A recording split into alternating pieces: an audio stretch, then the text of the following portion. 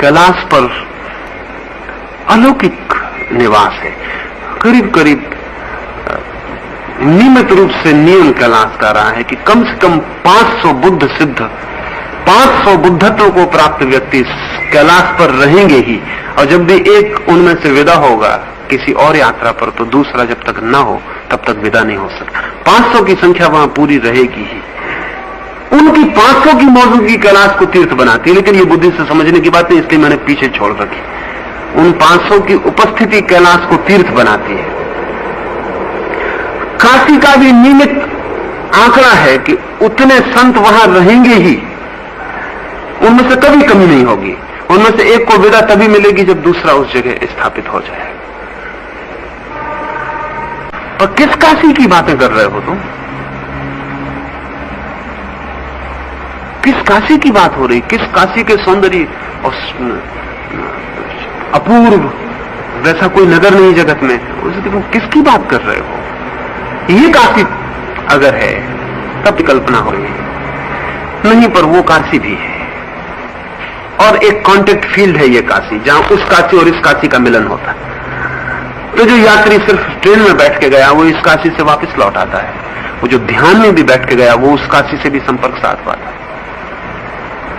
तब इसी काशी के निर्जन घाट पर उनसे भी मिलना हो जाता है, जिनसे मिलने की आपको कभी कोई कल्पना नहीं हो सकती, उनसे मिलना हो जाता है। जैसे कि आप कहीं भी जाके एकांत में कहीं भी जाके बैठ के साधना करें तो बहुत कम संभावना है कि आपको अपने आसपास किन्हीं आत्माओं की उपस्थिति का अनुभव, लेकिन तीर्थ में करें तो बहुत जोर से होगा। कहीं भी करें वो नहीं होगा, लेकिन तीर्थ में आपको प्रेजेंस मालूम पड़ेगी। थोड़ी बहुत नहीं, बहुत गहन, कभी इतनी गहन हो जाती कि आप मालूम पड़ेंगे कि कम है और दूसरे की प्रेजेंस ज्यादा है।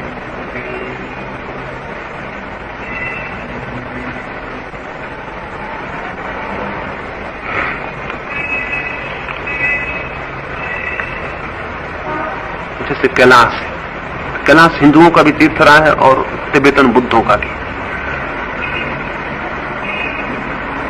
पर कैलाश बिल्कुल निर्जन है, वहां कोई आवास नहीं है, कोई पुजारी नहीं है, कोई पंडा नहीं है, कोई प्रकट आवास नहीं है कैलाश। लेकिन जो भी कैलाश पे जाकर ध्यान का प्रयोग करेगा वो कैलाश को पूरी तरह बसा हुआ पाएगा। जैसे ही कैलाश पर पहुंचेगा, अगर थोड़ी भी ध्यान की क्षमता है तो कैलाश से कभी कोई ये खबर लेके नहीं लौटेगा कि वो निर्जन है। इतना सघन बसा है, इतने लोग हैं और इतने अद्भुत लोग हैं, लेकिन ऐसे कोई बिना ध्यान के कैलाश जाएगा तो कैलाश खाली। जो लोग और तरह से खोज करते हैं उनका ख्याल नहीं है कि चांद निर्जन है, पर जिन्होंने कैलाश को अनुभव किया वो कभी नहीं मानेंगे कि चांद निर्जन है। लेकिन आपके यात्री को चांद पे कोई नहीं मिलेगा, जरूरी नहीं है इससे कि कोई ना हो। आपके यात्री को कोई नहीं मिलेगा, इसलिए बेचारे जैन, उनके ग्रंथों में बहुत वर्णन है चांद पर किस किस तरह के देवता हैं, क्या हैं, बड़ी मुश्किल में पड़ गए। वहां कोई नहीं, और उनके साधु सन्यासी बड़ी मुश्किल में, तो वो बेचारे एक ही उपाय कर सकते हैं, उनको कुछ और पता नहीं। वो यही कह सकते हैं कि तुम असली चांद पे पहुंचे ही नहीं। वो इसके सिवा और क्या कहेंगे। तभी गुजरात में कोई मुझे कह रहा था, कोई जैन मुनि पैसा इकट्ठा कर रहे हैं ये सिद्ध करने के लिए कि तुम असली चांद पे नहीं पहुंचे। ये वो कभी सिद्ध न कर पाएंगे, आदमी असली चांद पे पहुंच गया है। लेकिन उनकी कठिनाई है कि उनकी किताब में लिखा है वो आवास है, वहां इस तरह के देवता रहते हैं, तो उनकी किताब में लिखा है और उनको तो कुछ पता नहीं। तो किताब है और अब वैज्ञानिक की रिपोर्ट है कि वहां कोई भी नहीं है, अब क्या करना है। तो साधारण बुद्धि जो कर सकती है वो ये कि तुम फिर उस चांद पे नहीं पहुंचे, एक तो ये, और अगर नहीं सिद्ध कर पाए तो फिर मानना पड़ेगा कि हमारा शास्त्र गलत हुआ।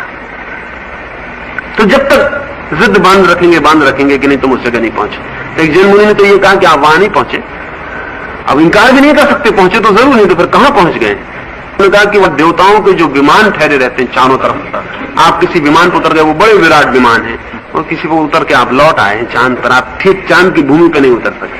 अब ये सब पागलपन, लेकिन इस पागलपन के पीछे कुछ कारण है। वो कारण ये है कि एक धारा है,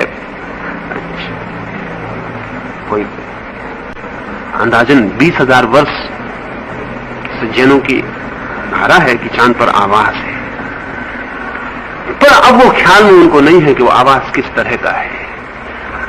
वो आवास कैलाश जैसा आवास है, वो आवास तीर्थों जैसा आवास है। एक तो ये असली तीर्थ वही है, और उनसे जब मिलन होता है तो आप तीर्थ में प्रवेश करते हैं। उस अशरीरी घटना को आप न खोज सकेंगे, इसलिए भौतिक स्थल चाहिए जहां बैठ के आप ध्यान कर सके और उस अंतर जगत में भी प्रवेश कर सके। और वहां संबंध जो बुद्धि से ख्याल में नहीं आएगा, बुद्धि से उसका कोई संबंध नहीं है। तो तीर्थ का, ठीक तीर्थ का अर्थ जो दिखाई पड़ जाता है वो नहीं है, स्थान पर छिपा है। दूसरी बात,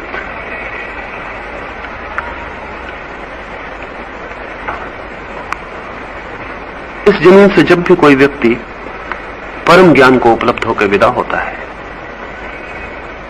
तो उसकी करुणा उसे कुछ चिन्ह छोड़ देने को कहती है, क्योंकि जिनको उसने रास्ता बताया, जो उसकी बात मान के चले, जिन्होंने संघर्ष किया, जिन्होंने श्रम उठाया, उनमें से बहुत से होंगे जो अभी नहीं पहुंच पाए, और उनके पास कुछ संकेत चाहिए जिनसे, पर शरीर तो खो जाते हैं, तो उनसे संपर्क साधने के लिए सूत्र चाहिए। उन सूत्रों के लिए भी तीर्थों ने ठीक वैसे ही काम किया जैसे कि आज हमारे रडार काम कर रहे हैं।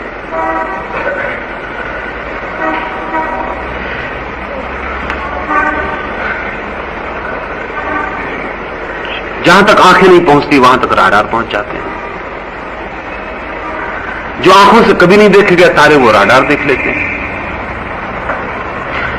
तो तीर्थ बिल्कुल आध्यात्मिक राडार का इंतजाम है जो हमसे छूटे। प्रत्येक तीर्थ निर्मित तो किया गया उन लोगों के द्वारा जो अपने पीछे कुछ लोग छोड़ गए हैं, जो अभी रास्ते पर हैं, जो पहुंच भी नहीं गए और जो अभी भटक सकते हैं, और जिन्हें बार बार जरूरत पड़ जाएगी कि वो कुछ पूछ लें, कुछ जान लें, कुछ आवश्यक हो जाएगा, और छोटी सी जानकारी उन्हें भटका दे सकती है, क्योंकि भविष्य उन्हें बिल्कुल ज्ञात नहीं, आगे का रास्ता उन्हें बिल्कुल पता नहीं।